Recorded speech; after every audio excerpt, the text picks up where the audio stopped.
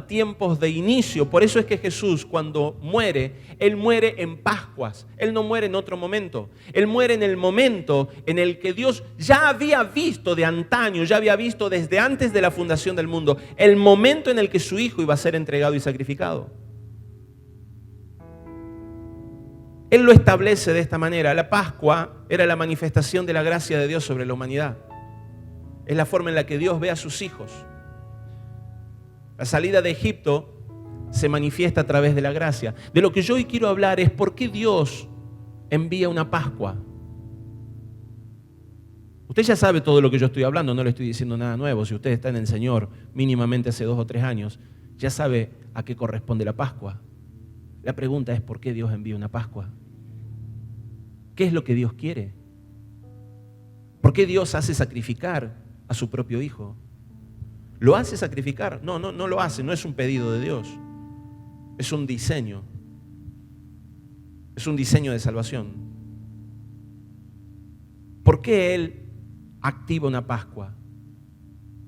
¿Por qué Él activa una muerte? Porque Pascua es saltearnos, pero en el medio hay muerte. Alguien moría. No es que no murió nadie. Para los hebreos murió un cordero. Anda a decirle al corderito, sí. Me imagino el corderito diciendo, ay, qué contento que están ellos. Pero el corderito tuvo que entregar su vida. Y la sangre del corderito fue puesta en el dintel. Y fue el corderito el que fue degollado. Y ese corderito no es ni más ni menos que Cristo. Entonces cuando alguien dice la salvación es gratis, ¿gratis para quién? Para vos. Pero para Jesús tu salvación no es gratis. Para Jesús tu salvación tuvo un costo. Entonces por eso Dios se ofende tanto cuando alguien minimiza y cuando alguien despotrica sobre lo que ha creído. ¿Por qué Dios quiere esto? Saben, me llama mucho la atención el contexto en el que se manifiesta la Pascua. Se manifiesta en un contexto de libertad. Dios estaba decidido a sacar a su pueblo de Egipto. Saben, hace un tiempo yo me he dado cuenta que estoy tan fuera de este sistema. El Señor me ha arrancado hace mucho tiempo del sistema de Egipto, literalmente. Cuando hablo de Egipto estoy hablando de un sistema espiritual que gobierna la vida de las personas. Egipto no tenía problema con que Israel adorara. Él no tenía problema con que Israel tuviera un Dios aparte. Él le llamaba el Dios de los hebreos. No tenía problema con esto. Egipto no tenía problema de que ellos pudieran levantar sus manos a un Dios, incluso hasta hacer sacrificio. Pero tenían que hacerlo en el horario, en el momento y en el tiempo que Egipto lo decidiera. El espíritu de Egipto no fue algo que ya fue juzgado. Usted puede ver en las Escrituras que ya fue juzgado. Pero hay algo muy particular. Egipto anhelaba gobernar a los hijos del rey. Anhelaba gobernar a sus hijos. ¿Saben por qué Dios se enoja tanto con Egipto? En el libro de Éxodo, capítulo 4, verso 23. Voy a ir hasta ahí. Le voy a decir por qué Dios hizo todo lo que hizo. Usted va a entenderlo. ¿Qué había en el corazón de Dios? ¿Qué había en la mente de Dios en el momento de hacer eso? Porque uno dirá, tremenda barbaridad hizo Dios. Pero lea lo que dice el libro de Éxodo, capítulo 4, 23. Y usted va a entender a Dios. Dice, y dirás a Faraón, así ha dicho Jehová, Israel es mi hijo, mi primogénito. Él estaba viendo a Cristo en Israel. Él estaba viendo a Israel en Cristo. Él los estaba viendo como una sola cosa. Cosa que se ejecutaría en Juan capítulo 17, cuando Jesús dice, Señor, que ellos y yo seamos uno, así como tú y yo somos uno, que ellos sean uno en mí. Él estaba viendo un cuerpo, Él estaba viendo Israel y Él estaba diciendo, son mi hijo. O sea, no es que son muchos hijos, son un pueblo, no. Israel es mi hijo, mi primogénito. Y yo estoy viendo cómo estos dioses paganos que salieron de mis mismos lomos, que yo los creé, que yo los hice, que se rebelaron contra mí, están intentando establecer gobierno sobre mi hijo. No lo voy a permitir. Y él destruyó a Egipto, sus dioses, y todo lo consagrado a sus dioses. Ahora esto no es diferente a lo que haría cualquier padre cuando un ladrón viene a su casa a intentar saquear su casa. Con todo respeto, yo no sé cómo reaccionaría si entra un ladrón a mi casa y amenaza de muerte a mi hijo. Si yo veo que un ladrón levanta un cuchillo para matar a mi hijo, yo no voy a dudar en defenderlo hasta con la misma vida. Y que pase lo que tenga que pasar. Porque es mi hijo. Y el Señor lo puso allí para que yo lo defienda. Esa fue la actitud del Padre. Un padre que desenvainó su espada. Me gustaba esa canción. En Egipto esclavo fui, ¿se acuerdan? Dice, Dios envió 10 plagas, desenvainó su espada, decía la canción. Y yo siempre admiré a ese Dios. Yo era pequeñito y yo me imaginaba diciendo a Dios, ¡basta! Me imaginaba a Dios en un trono viendo injusticia, viendo barbaridades de los hombres diciendo, ¡basta! Y levantando así.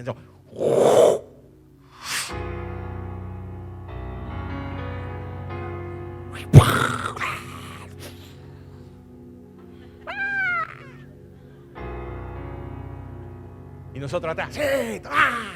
Atrás de Dios, ¡toma! Espíritu inmundo, ¡toma!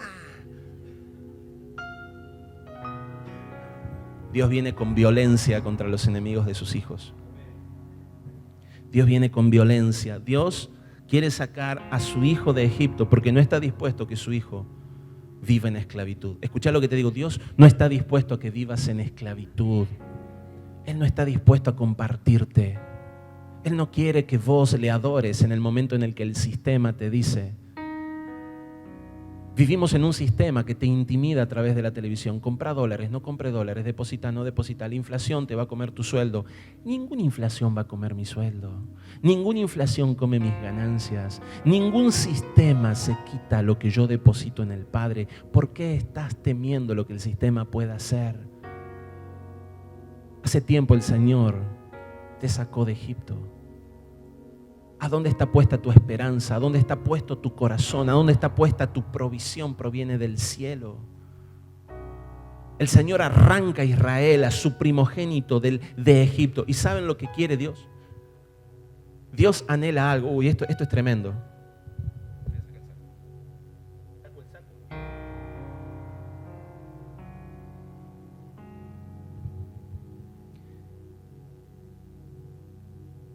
Para Dios, el inicio es la Pascua. Es el salto. Es el éxodo. Y la pregunta es, ¿por qué Israel tenía que salir de Egipto? Y mira, yo te voy a leer algunos pasajes. Vamos a ir.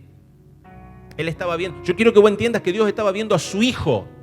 Él estaba viendo a Cristo y él estaba viendo a su primogénito. Entonces vamos a Éxodo capítulo 5, verso 1. Y le dice así: después Moisés y Aarón llegaron ante Faraón y le dijeron, así dice Jehová, Dios de Israel, deja ir a mi pueblo para que me haga celebración en el desierto. Esta palabra celebración también significa servicio. Esta palabra servicio también significa adoración. Hay versiones que dicen, deja ir mi pueblo para que me adore. Es la misma palabra. O sea, tiene una significancia amplia. Dios quería sacar a su pueblo para que su pueblo le adore, le sirva, le celebre. ¿En dónde? En el desierto. Nosotros a veces pensamos que Dios espera que le adoremos en la tierra prometida. Dios espera que le adoremos ¿en dónde? En el desierto. ¿Pero por qué? De hecho, en el desierto ellos comían las Pascuas con amargura. Vamos, sigamos. Éxodo capítulo 7, verso 16. Y ahí está de nuevo. Ve por la mañana a Faraón cuando salga hacia las aguas y hazte encontradizo con él a la orilla del Nilo, llevando en tu mano la vara que se convirtió en serpiente. Y dile, Jehová, el Dios de los hebreos, verso 16. Jehová, el Dios de los hebreos. ¿Dios de quién? Esto lo hemos predicado muchas veces. Dios es Dios de los hebreos. Un hebreo es aquel que viene del otro lado del río, es aquel que sabe cruzar ríos. Jehová, el Dios de los hebreos, me ha enviado para ti a decirte, deja partir a mi pueblo para que me sirvan. ¿En dónde? En el desierto. Yo no quiero que mi pueblo me sirva allí en Egipto. Yo no quiero que mi pueblo me adore adentro de Egipto. Yo no quiero que sean los dioses de Egipto los que pongan a mi pueblo a decir cuándo me sirven y cuándo no me sirven. Yo quiero que mi pueblo me adore en el desierto. Vamos a seguir. Esto no termina. Vamos a Éxodo capítulo 8, verso 1. Dijo entonces Jehová, Moisés entra en la presencia de Faraón y dile así: así dice Jehová, deja partir mi pueblo para que me sirvan. Hay un principio en la libertad. Hay un motivo en la libertad. Y tiene que ver con el propósito de Dios en la vida de su Hijo. Nosotros somos su Hijo. Más adelante Pablo diría que fuimos injertados en Israel. Pablo diría, Israel no es el que nació de un linaje de sangre, sino el que nace de un linaje espiritual, de la nueva naturaleza que es Cristo. La raíz de David, de donde sale David. Y ahí estamos nosotros injertados. Dios tiene un propósito con su casa, con su Hijo. Y es que me sirva, que me adore, que cumpla un propósito que yo he establecido. La palabra servicio por ahí puede sonar un poco a despectivo de parte de Dios, puede dar la sensación de que Dios quiere que nosotros estemos arrodillados delante de Él y punto. No, Él no quería eso. Él quería simplemente que nosotros aprendiéramos a cumplir nuestro propósito fuera de Egipto. Éxodo capítulo 9, verso 13. Y Jehová dijo entonces a Moisés, madruga de mañana y preséntate a Faraón y dile, así dice Jehová, el Dios de los hebreos, deja ir a mi pueblo para que me sirva. Muchas veces las personas quieren libertad, pero no entienden por qué quieren libertad. Libertad de la opresión económica, libertad de la opresión de la enfermedad, libertad de la opresión de la esclavitud de una familia que no avanza, libertad de las drogas, libertad de conflictos. Las personas quieren libertad. Y ser libres no es algo malo, pero lo que pocas personas anhelan es una libertad con propósito. Es una libertad alineada. Un niño tiene libertad de pequeño, pero cuando el niño es infantil y no sabe para qué vive, el niño, a pesar de ser libre, va a estar siempre en manos de tutores que le digan qué hacer. Pero cuando el niño crece y el niño asume responsabilidad y asume madurez, ese niño va a hacerse cargo de los propósitos para los cuales su padre le delegó y le heredó la herencia. Nosotros estamos en una semana muy especial. No vamos a judaizar, no vamos a celebrar una Pascua para que Dios pueda hacer algo. No celebramos una Pascua para que ocurra algo. Vamos a hacer una activación en nuestras vidas recordando algo. Ahora no lo vamos a hacer con una cultura hebrea, lo vamos a hacer desde Cristo. Porque Él es la verdadera Pascua en nosotros. O sea, yo quiero que vos recuerdes que en el momento en el que estabas atados a un sistema, en el momento que no sabías cómo ibas a hacer para salir de la opresión de este gobierno de mundo, no me estoy refiriendo ni a una Cristina, ni a un Macri, ni a un Menem, ni a nada por el estilo. Me estoy refiriendo a un gobierno espiritual que rige y opera el espíritu de los hombres desde el segundo cielo. El Señor nos hizo libre de esto. Nos ha hecho libres. Pero muy pocas veces nosotros nos pusimos a meditar en esto. ¿Saben lo que hacemos? ¿Qué hacemos en el desierto? Porque una vez que el Señor te hace libre, te manda al desierto. ¿Saben qué fue lo que el Señor más nos enseñó ayer? Tuvimos todos los líderes acá y todos los pastores y todos los discipuladores. ¿Saben cuál fue la confesión pública número 1? La queja. Me quejé. Me quejo mucho. Me quejo mucho, me quejo mucho, me quejo mucho. ¿Se anima a hacer una autoconfrontación sincera en público? ¿Sí o no? ¿Se anima? Algunos no, algunos sí. De los que se animan, ¿cuántos se consideran personas que se quejan mucho? Levanten la mano. De los que se animan, ¿cuántos son personas que se consideran que se quejan mucho? Levante bien alto la mano, sin temor. Señor, en el nombre de Jesús, cada vez que venga sobre ellos una palabra de queja, que tu Espíritu ponga en ellos luz y ellos reciban gozo sobrenatural de tu Espíritu Santo. Vamos a poner límite a las palabras del diablo. Hay una iglesia que se queja en el desierto. Estos fueron los que no pudieron. Dice, ellos me tentaron. ¿Querés saber qué fue lo que tentó a Dios en el desierto? La queja. ¡Ay, Egipto! ¡Ay, lo que comíamos en Egipto! ¡Ay, esas comidas espectaculares con aromas, con cosas ricas, con especias! Lo que ellos más anhelaban eran las especias. Es una cosa. Bueno, en realidad tiene mucha coherencia, ¿no? Me imagino comer carne todo el tiempo de codorniz así nomás y pan sin especias, sin sabor. Ellos anhelaban los sabores. Anhelaban lo que habían tenido en Egipto. Dice la Biblia, menciona el ajo, menciona las cebollas, menciona todo eso. Es decir, menciona todas las cosas. Entonces ellos anhelaban lo que el sistema, ¿cómo? Lo sensorial, lo que el sistema le ofrecía. Y el Señor les decía, mi pueblo me ha provocado a ira por su queja. Estaban muertos. Estaban muertos. Y me vienen a comparar con lo que le daban los dioses de ese sistema. Porque Dios no se enojaba porque ellos querían volver. Dios estaba enojado porque lo que le daban eso eran los dioses de ese sistema. Los dioses de Egipto. Ellos comparaban a Dios y comparaban la provisión de Dios con Egipto. ¿Cuántas veces comparamos lo que estamos viviendo con lo que otros viven en el mundo?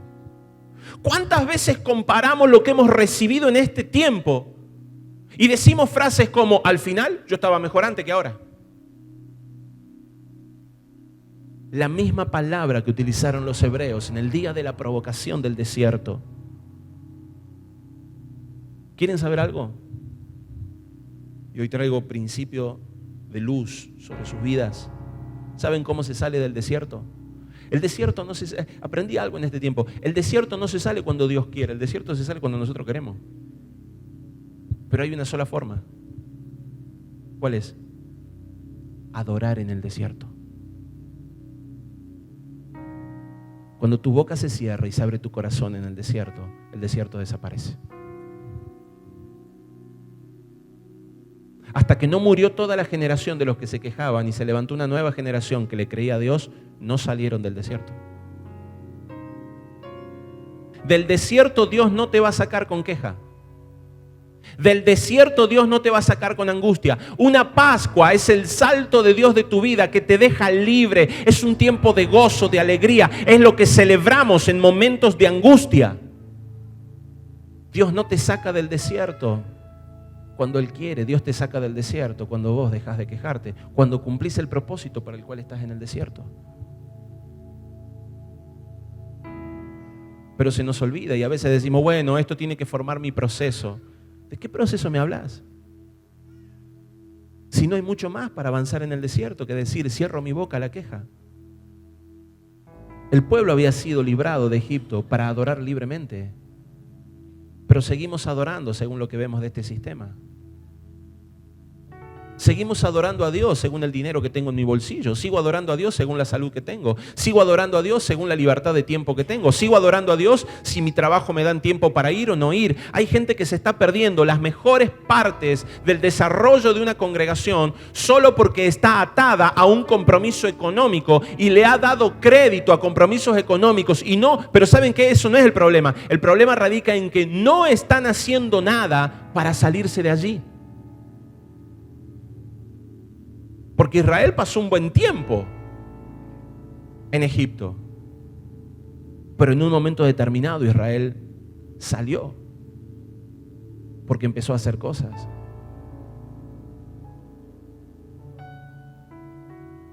Necesitamos aprender a salir de Egipto, del desierto. Y del desierto se sale de una forma, adorando. Las Pascuas son las acciones de guerra del Dios mismo contra este sistema. Las Pascuas son una figura del juicio de Dios sobre las naciones.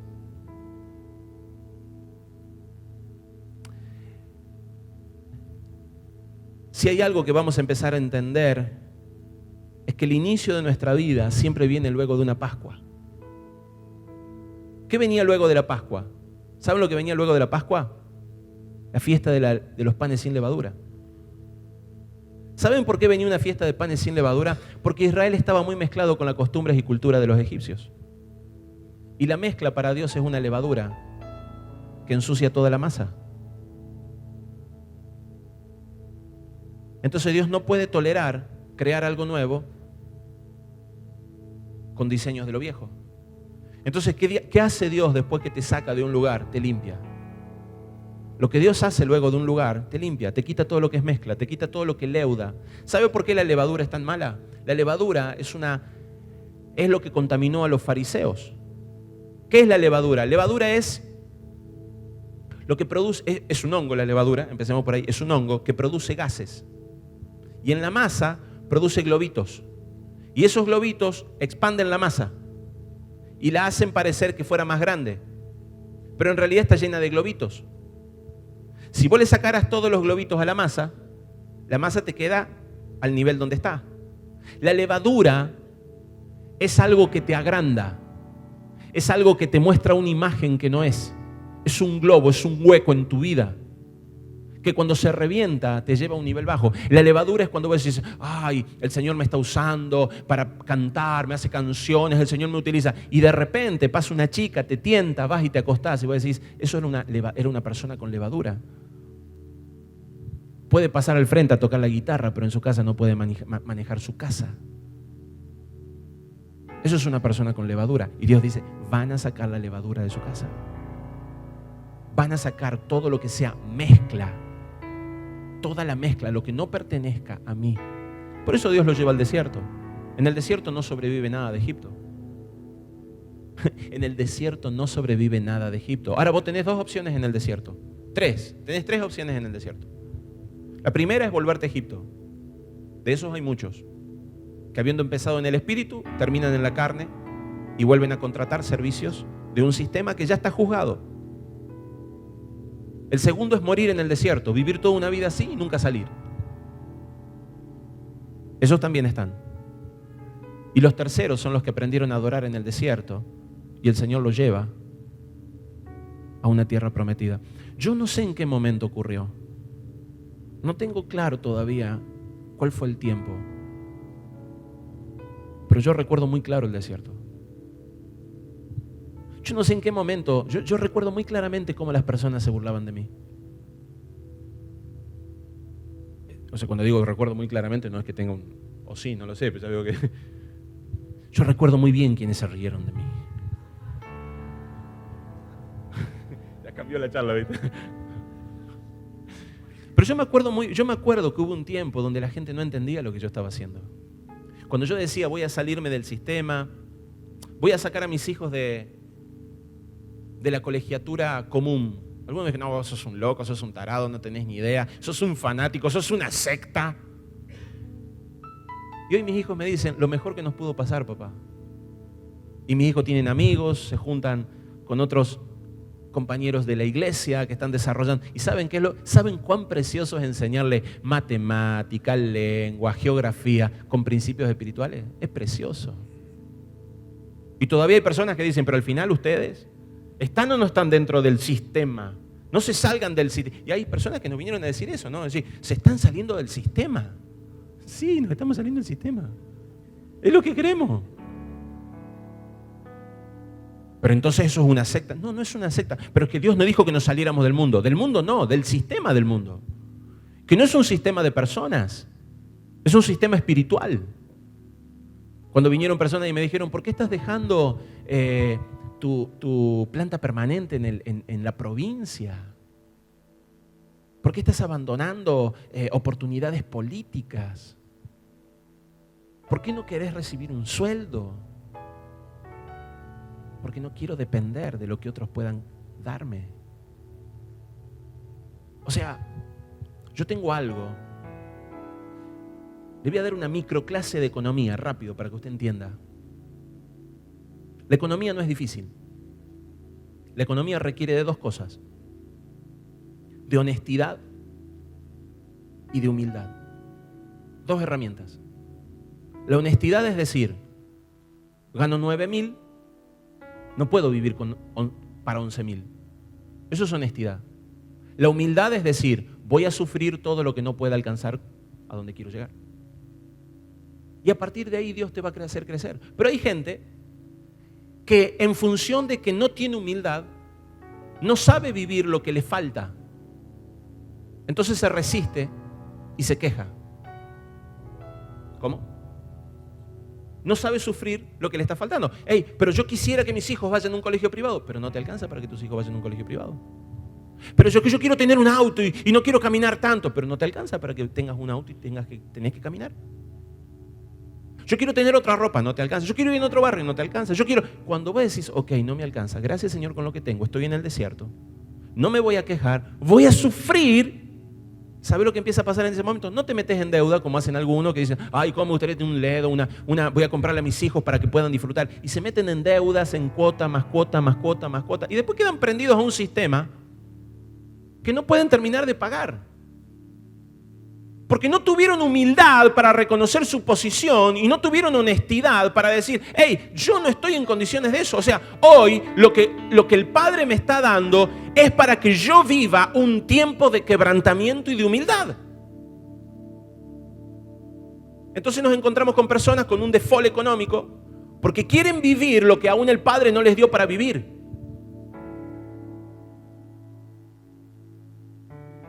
Yo no sé en qué momento lo aprendí, pero a mí Dios me dijo un día algo bien claro. Y lo entendí en mi espíritu, por eso se convirtió en una ley para mí. ¿Cuánto estás ganando, Sebastián? Y Señor, no tengo ni idea cuánto estoy ganando porque no tengo ni sueldo, o sea, me va entrando plata. Bueno, cuando tenés, compras. Y a partir de ahí viví así. Y al principio vivía cuando tenía, compraba, cuando tenía, compraba, cuando tenía, compraba, cuando tenía, compraba. Cuando empecé a entender que el propósito de Dios era más grande que yo, empecé a animarme a más. Y empecé a cambiar prioridades. Entonces empecé a comprar y empezó a aparecer la plata. Compro y tengo la plata, compro y tengo la plata. Tomé decisiones y la plata empezó a aparecer. Ahora, este pastor no tiene una casa propia, está peleando para poder desarrollarla. El Señor me ha concedido, me ha regalado oportunidades preciosas y estoy peleando para tenerla. No tiene un auto 0 kilómetro, aunque ahora sí me han adjudicado uno. Después de pagar, vengo pagando cuotitas hace como 5 años, cuotita. Me adjudicaron hace poco el 0 kilómetro. Todavía no lo tengo para retirar, ya lo voy a retirar. No tengo la plata para ir y comprarlo, pero yo me adapté a esa circunstancia. Venían personas y me dicen, ¿por qué no te compras un 0 kilómetro? Porque no es el tiempo. Y tengo un hermoso auto que cuando subo hace taca. ¿No lo crees? Es hermoso. Me llevó y me ha traído a todos lados. Si habremos viajado, hicimos más de 100.000 kilómetros con ese auto. Y más. Pero el problema radica cuando vos estás en el desierto y querés vivir algo que no te toca vivir. O sea, el desierto es para adorar. El desierto es para adorar. Vos no vas a salir de Egipto. Y Dios no te va a llevar a la tierra prometida. O sea, la tierra prometida no está pegada a Egipto. La tierra prometida está distanciada de Egipto por el desierto. Y el desierto es un lugar para adorar. Es tiempo donde necesitamos entender que Dios tiene una forma de trabajar con nosotros muy diferente a lo que este sistema te dice, si vos te esforzás, vos vas a tener. El Señor te dice, si vos morís, vos vas a tener. Morí a tus deseos.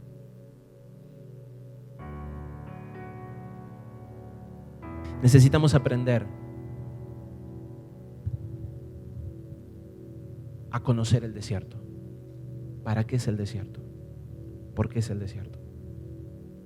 Las Pascuas son la activación del tiempo a partir del cual Dios te rescata, te saca.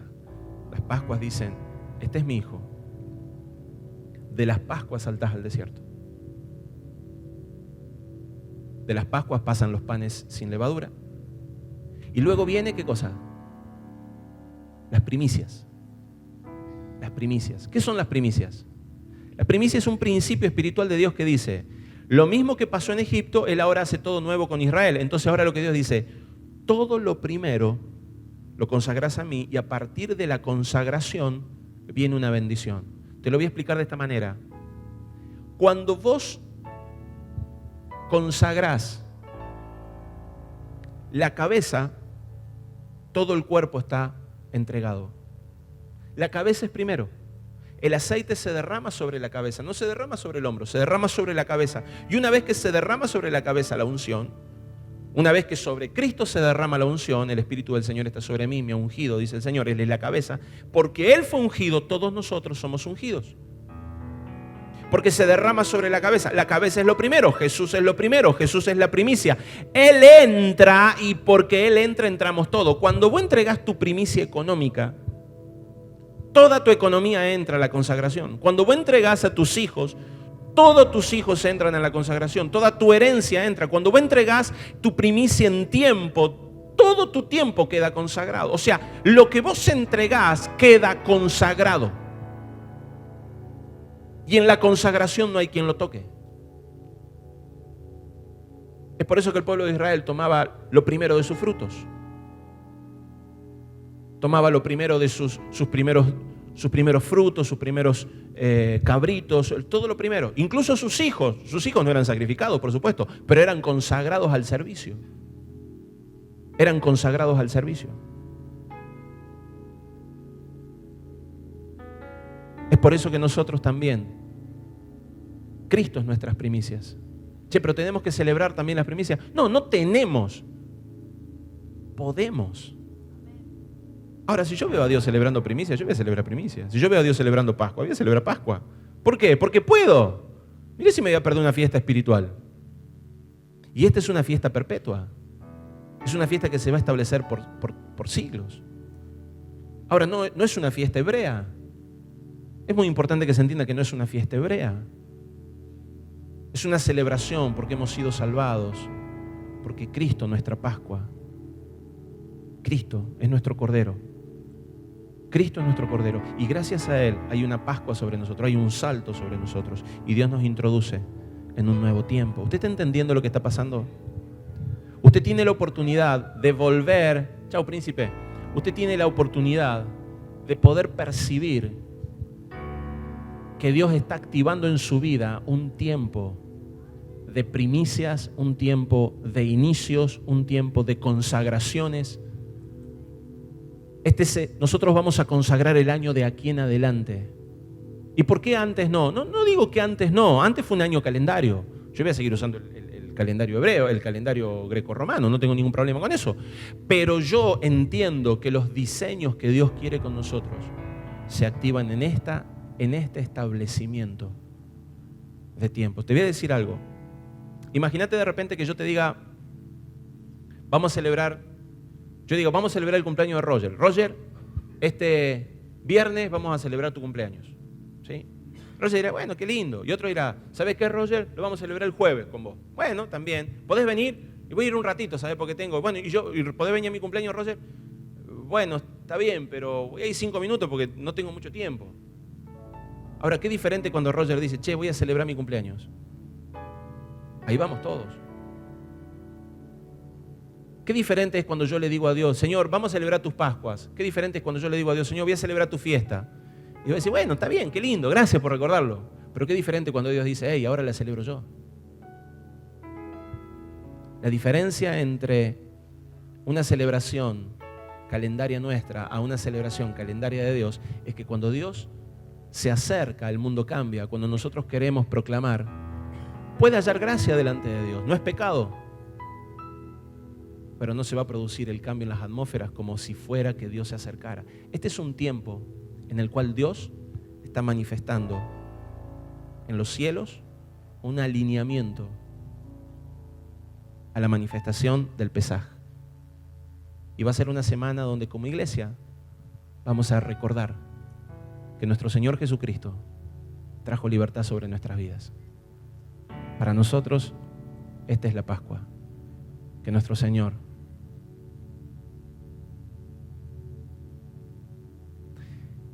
que Él nos dio lugar para morir su muerte, para entrar en Él. Qué tremendo que es esto. ¿Pastores tienen algo? ¿Cómo denos tiempo? ¿Cómo es eso? Recién cuando habló el pastor Seba, me venía esto de la queja, que el pueblo se quejaba por la falta de las esencias, por una cuestión de comida. Sin embargo, no podían ver lo que Dios le había prometido más adelante, porque en la tierra prometida había leche y miel, había otra comida. Y nuestra queja viene porque no podemos ver lo que Dios nos prometió adelante. No podemos ver y eso nos hace que nos quejemos. Y la tierra prometida implicaba al pueblo estar dispuesto a morir, porque había gigantes. Entonces ellos tenían que estar dispuestos a morir. Sin embargo, Dios le había dado la libertad de poder conquistarla.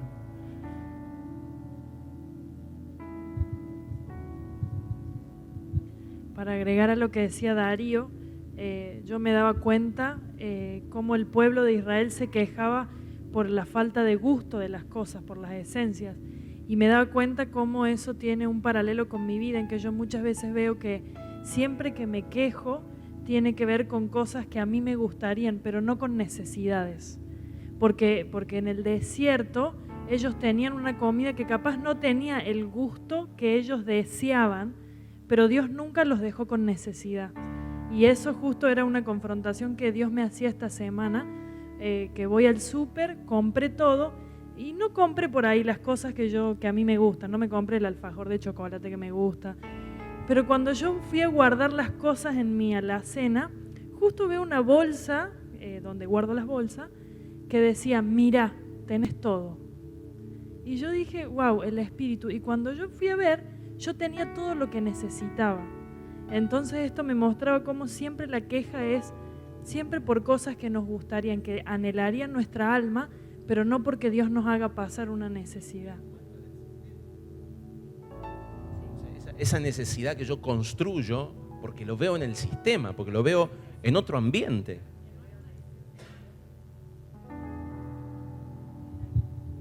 Sí, también relaciono lo del gusto y lo pensaba en esto. Comer la comida sin tanto gusto lo relacioné a tiempos de ayuno. Cómo ellos se quejaban por no tener las especies, el sabor, la comida, porque muchas veces la comida es la que calma nuestra ansiedad y calma angustias y tapa los verdaderos deseos del corazón. Entonces, quería buscar un pasaje en Deuteronomios que me lo habían pasado la otra vez, de cómo estuvieron un tiempo de ayuno en el desierto donde Dios afligió sus almas, y cómo es necesario en el desierto esos tiempos de afligir el alma a través de privarnos de cosas, no por sacrificio, no para agradar a Dios, sino para afligir el alma, callarla y que realmente queden expuestos los verdaderos deseos del corazón. Y esto, como vos te diste cuenta que en realidad no tenés lo que te gustaría tener, pero sí lo que necesitas. Y bueno, creo que el desierto es en los tiempos de mi vida donde más difícil estuvo, el Señor me llevó a ayunar. A mí me llevó a ayunar, a callar el alma, a conectarme con el Espíritu y a hacerla aprender que tenía que adorar. La Pascua está directamente relacionada con el desierto. No podemos vivir una Pascua si no estamos dispuestos a salir. Es muy importante que sepas, no podés desear a Cristo si no estás dispuesto a entrar en un tiempo de desierto hasta que el Señor te lleve a la tierra prometida. No tiene sentido porque vas a cruzar sí o sí el desierto.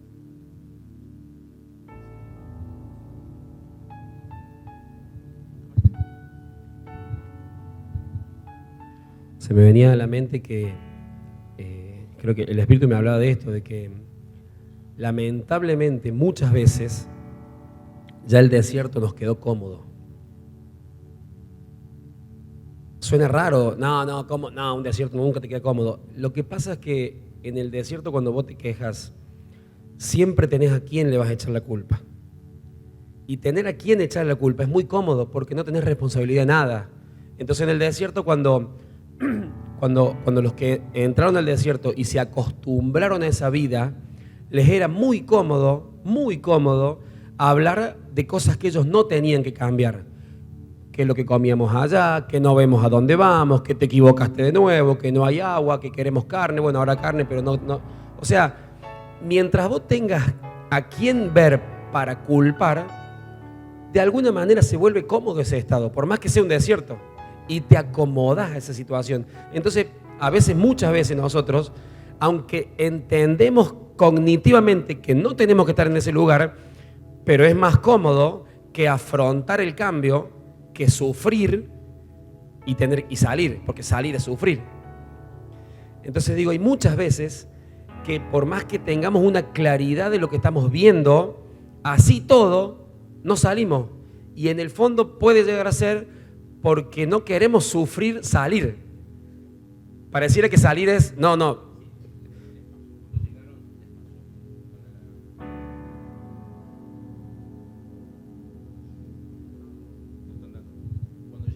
A la tierra prometida, que están ahí cerca, les pasa justamente esto. O sea, ven a los gigantes y empiezan a poner excusas acerca de por qué no pueden. O sea, son demasiado grandes, nos van a comer, somos chiquitos para ellos. Eso fue muy... Qué interesante también, porque me venía esto de la comodidad, como en el desierto buscamos, pastor, decime qué tengo que hacer, pastor o discipulador, o buscamos que otro nos diga como hizo el pueblo. No, que Dios hable con vos, Moisés, porque nos da mucho temor. Y el deseo que Dios tenía de hablar cara a cara con todo el pueblo, terminó poniendo un intermediario. El mismo pueblo terminó poniendo un intermediario. Como muchas veces nosotros en el desierto, Dios nos lleva para hablarnos cara a cara, nos saca de Egipto donde no tenía una relación directa y nos lleva al desierto y buscamos que otro escuche por nosotros, porque eso nos hace, lo que dice Roger, poder echarle la culpa al otro. El pastor me dijo, mi esposo me dijo, mi esposa me dijo, el que me aconsejaba. Entonces el desierto veo que es un lugar donde también el Señor nos impulsa a hacernos cargo de nosotros. Muchas veces pensamos que el salir del desierto, o mejor dicho, el ya vivir en la tierra prometida no va a requerir de esfuerzo. Y asociamos a Egipto con la esclavitud, con un esfuerzo que en realidad en Egipto te esforzás, pero para otro. Salir de Egipto va a requerir de esfuerzo, pero además de valentía. Lo primero que escribe Josué, esfuérzate y sé valiente. Y entrar a la tierra prometida va a requerir de, además de un esfuerzo, pero ya con propósito, de mucha valentía, de sudar, pero ya para el rey y no para el faraón. Y va a requerir de nuestro empeño y hasta de animarnos a cosas que en Egipto no necesitabas animarte, porque estaba en la esclavitud, tenía lo seguro, pero era siempre para otro, nunca quedaba para nosotros. Ahora nos vamos a esforzar y hasta capaz que más, pero con la valentía sabemos que estamos cosechando en el reino y todo vuelve porque somos hijos del dueño. Algo que me recordaba cuando pensaba en esto en desierto y en adorar, hace unos años atrás alguien me decía que en el desierto una de las cosas muy importantes es no quedarse quieto. Vamos a lo lógico, a lo natural, por la misma arena, que la cantidad que hay, si caminas es más fácil que si te quedas quieto en el lugar vas a tender a hundirte. Entonces pensando en esto, el Señor, el Espíritu a mí me decía esto, cuantito vos salís del desierto, en esto que decías vos recién, Seba, de el desierto decido yo cuándo salgo.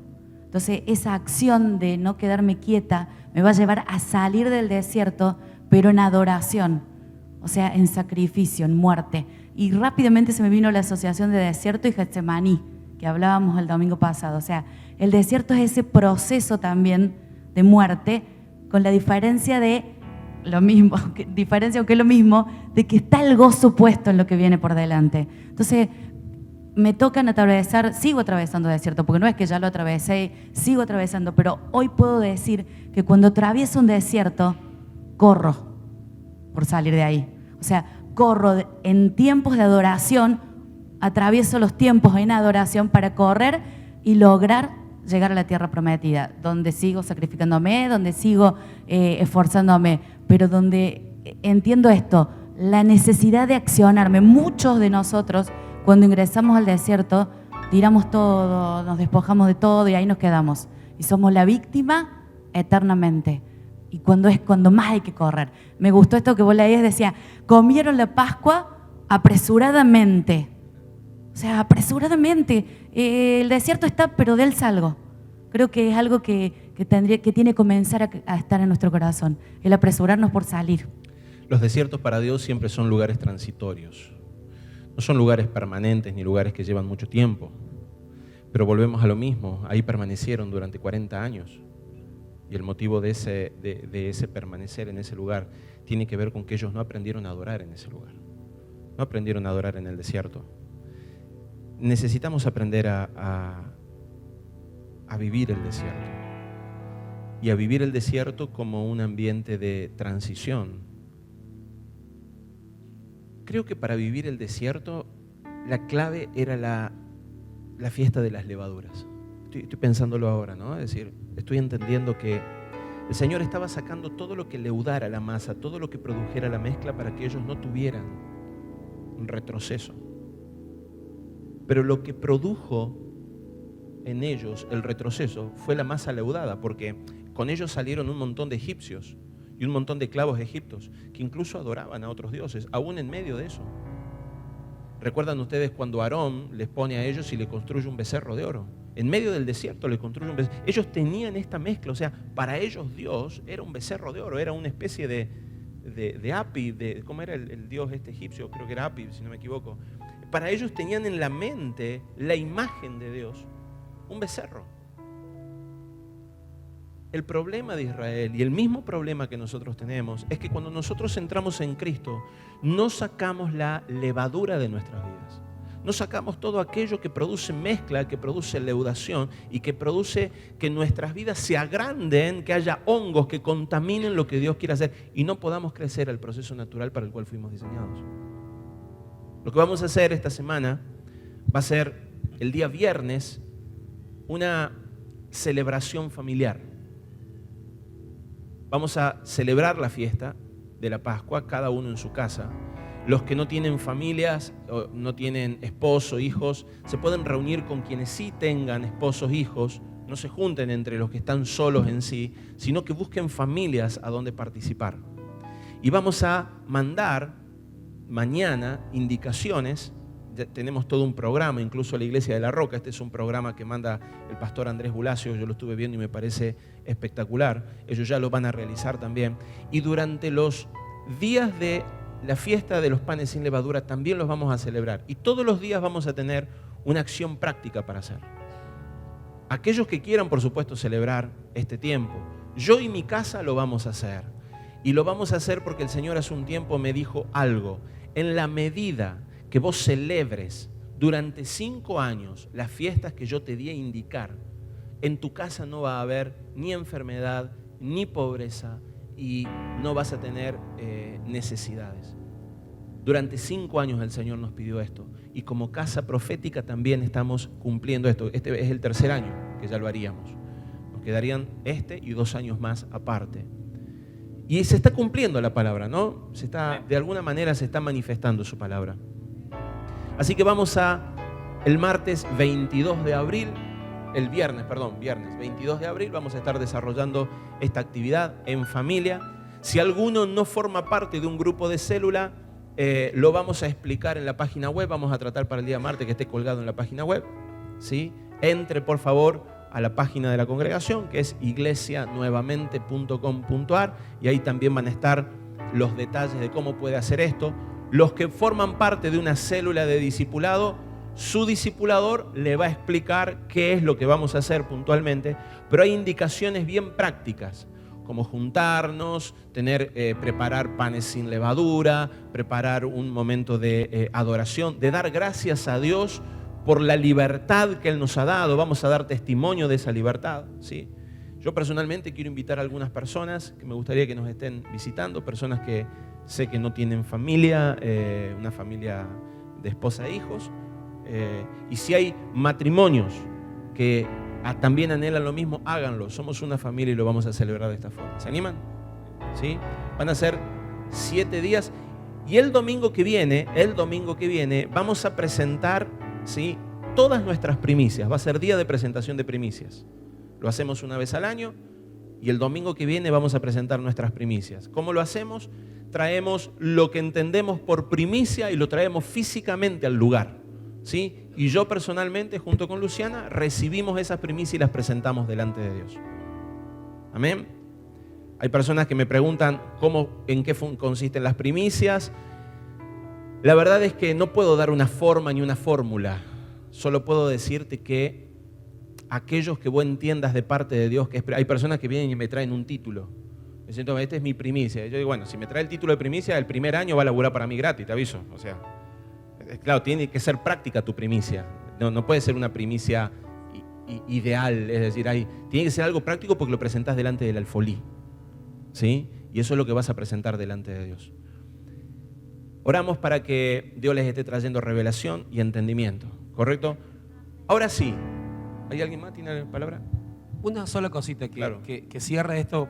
Cuando vos hablabas de sacar la levadura, ¿y por qué hay que sacar la levadura? Y el Señor me decía esto: si vos no te descontaminás y sacás la levadura, en el momento del desierto, en el momento del sufrimiento, vas a querer cubrir o vas a querer zafar de esa situación con los viejos sistemas de placer, con los viejos sistemas de salir. Entonces vas a estar apelando a lo que tenés al alcance de la mano. Y si no te descontaminaste... Con los dioses de Egipto, Exactamente. literalmente. O sea, Estás en el mismo espiritualmente sistema. con un sistema de dioses ajenos a Dios. Claro, pero crees que estás sufriendo y crees que es con propósito, pero estás buscando los mismos elementos para salir cuando Dios quiere que vayas a Él. ¿Cuántos están recibiendo algo? Yo personalmente me estoy llevando mucho.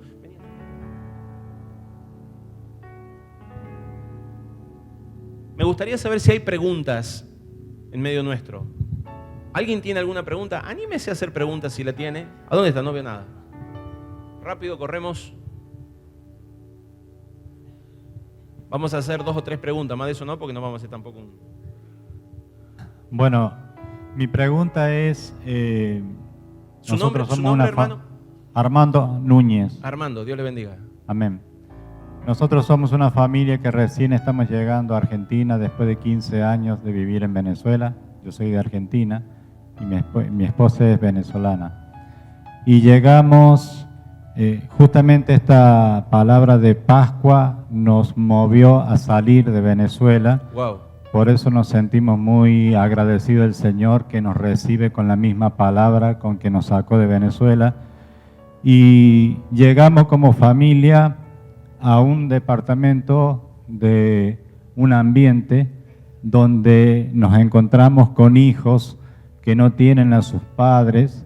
Y yo dije, bueno, gracias Señor porque en Venezuela me preparaste como hospedador y hoy como hospedado está completando la obra. Y mi pregunta es si podemos celebrar la Pascua en familia con estos jóvenes. No estamos en célula, o sea, estamos llegando recién y nos encantaría integrarnos. Claro Creo. que sí. Por supuesto que si son personas que los conocen y que se acercan a ustedes, no tengo ningún problema. Que cada persona decida con quién va a pasar, ¿sí? Incluso si son personas que están bajo discipulado, no tengo ningún problema. Simplemente lo que vamos a hacer es un tiempo de comunión, de adoración en grupo, donde vamos a estar agradeciendo a Dios por esto. No vamos a hacer intercesión, ni guerra espiritual, ni ministración, no se va a poner a orar por el otro, ninguno de nosotros. Vamos a celebrar la Pascua. Claro que tiene libertad para hacerlo, tiene libertad para convocar. Si esas personas quieren ir a su casa, pueden ir. No hay ningún problema con esto. Gracias. Le bendigo. Otra pregunta. Acá rápido, Daniel.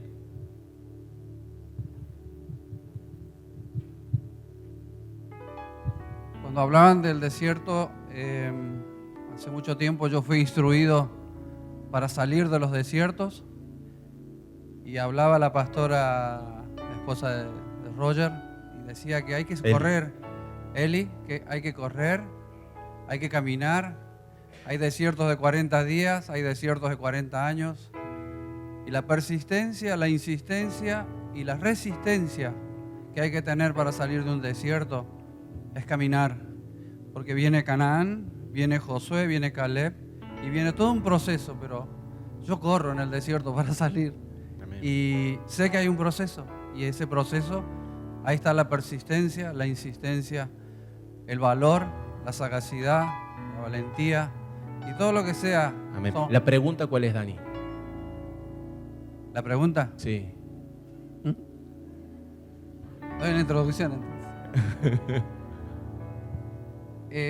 Lo que pasa es que yo ya salí, estaba explicando el después. No, está bien, te entiendo. Te conozco y sé que nos vas a dar una hermosa explicación. Lo que quiero es contestar preguntas. Eso es lo que me gustaría. Bueno. Estamos aprendiendo, sí, estamos aprendiendo del sistema. Está bien.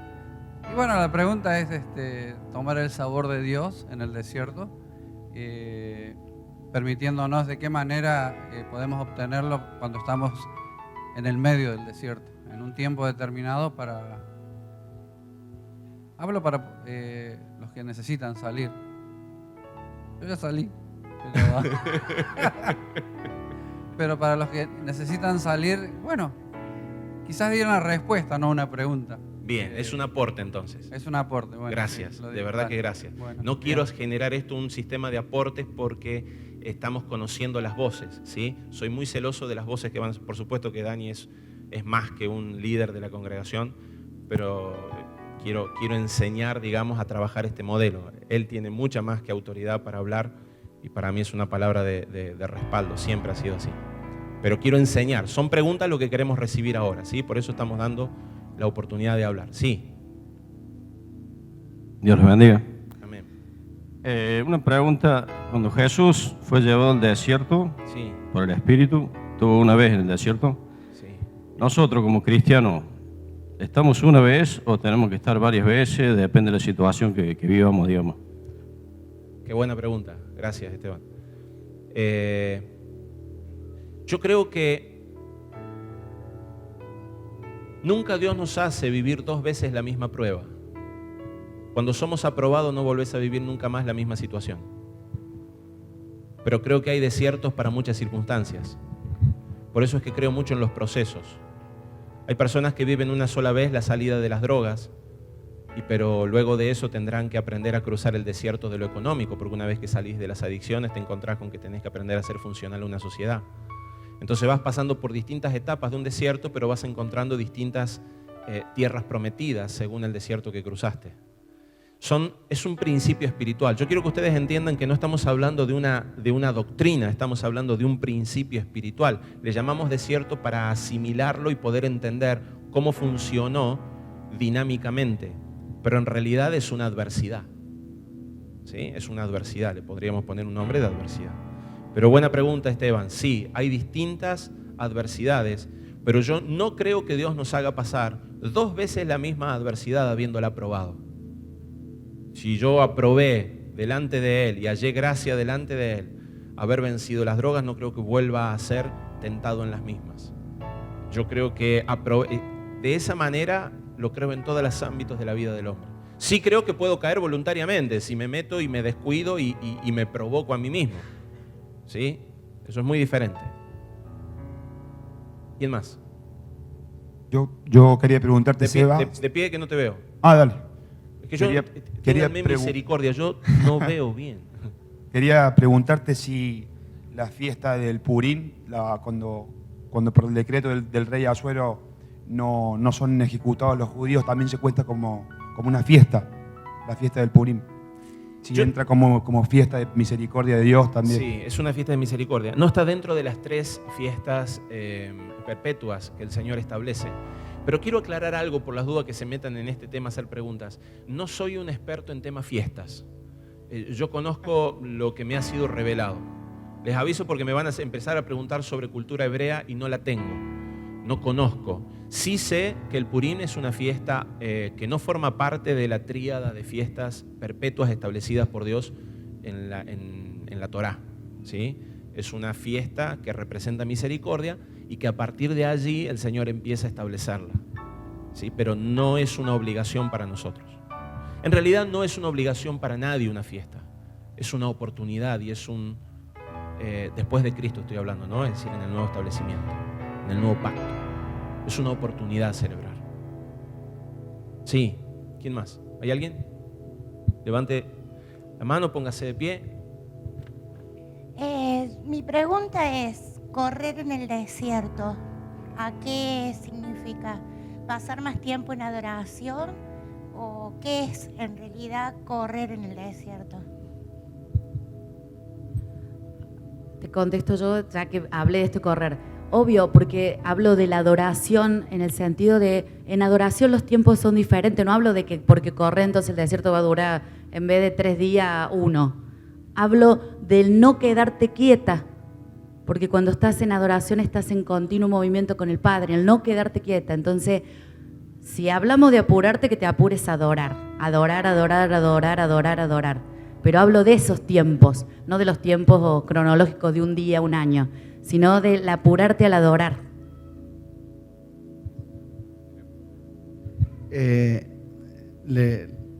También el tema de correr en el desierto, podemos correr dando vueltas. Lo importante es que podamos mirar lo que Dios nos está mostrando adelante para salir. Porque si yo corro dando vueltas, no voy a avanzar, ¿sí? Es importante saber a lo que Dios me está llamando. La promesa que tengo me va a hacer correr en dirección correcta, ¿sí? ¿Queda alguna pregunta? Nos ponemos de pie. Pueden ir subiendo los salmistas. ¿Te acordás esa melodía que dice, aunque yo esté? Sí, vamos a ir sacando. Sí. Lo más importante que tenés que visualizar en este tiempo, amado, es que no está en el corazón de Dios ni te diseñó para estar en el desierto. Quiero que entiendas que Dios no tiene como interés hacerte pasar por el desierto.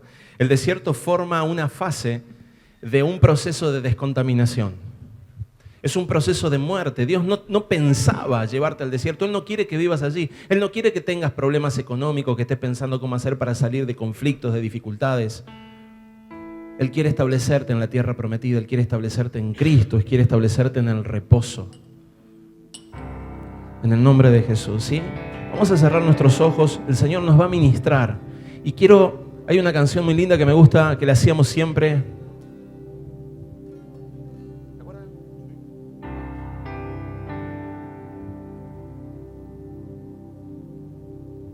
Vamos a traerla.